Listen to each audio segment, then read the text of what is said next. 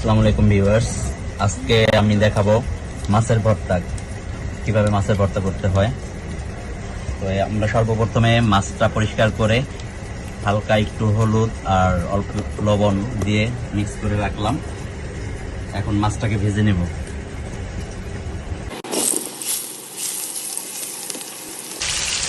এখন মাছটি দিয়ে দিলাম, হালকা আছে মাছটি ভাজবো। এখন আমরা ঢাকনা দিয়ে মাছটি ঢেকে দিই, তাহলে মাছটা ভাজা হলেও অনেক সফট থাকবে। মাছ ভাজা হয়ে গেছে,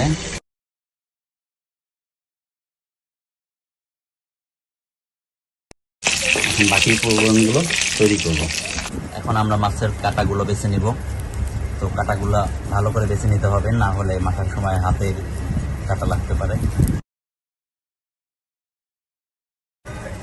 মাছ কাটা বাছতে বাছতে আমরা এখন চলে যাব শুকনা মরিচ, কাঁচা পেঁয়াজ, রসুন, ধনিয়া পাতা এগুলো একটু হালকা ভাজা দেওয়ার জন্য। তো আমরা এখন 3টা শুকনা মরিচ দিয়ে দিলাম, সুন্দর করে ভাজা ভাজা করতে হবে। মরিচ ভাজা হয়ে গেছে সুন্দর করে, এখন মশমশা হয়ে গেছে। এখন আমরা উঠিয়ে নিব। মরিচ উঠিয়ে নিয়েছি, এবার আমরা পেঁয়াজ দিয়ে দেব। এখন আমরা কাঁচামরিচ দিয়ে দেব। এখান থেকে কিছু পেঁয়াজ আমরা রেখে দিব বেরেস্তার জন্য, আর কিছু পেঁয়াজ উঠিয়ে ফেলবো।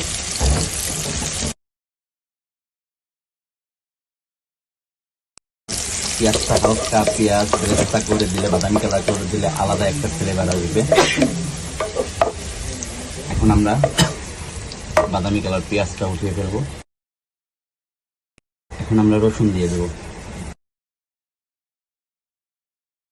রসুনটাকে আমরা হালকা ভেজে নিব। আমাদের রসুন ভাজা হয়ে গেছে, এখন ধনিয়া পাতা অ্যাড করবো। ধনিয়া পাতা হালকা ভাজা হয়ে গেছে, ধনিয়া পাতা এখন আমরা উঠিয়ে ফেলবো।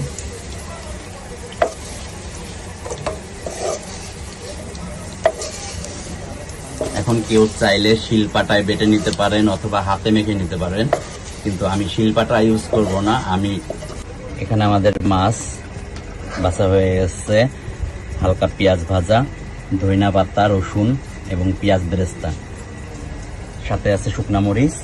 এখন আমরা এই সিয়ার মাধ্যমে, আমরা এটাকে সিয়া বলি অথবা কেউ কেউ হাম্বুল দস্তা বলে, তো এটার মাধ্যমে আমরা এখন পিষে নিব। প্রথমে আমরা শুকনা মরিচ এবং স্বাদ মতো লবণ দিয়ে নিব।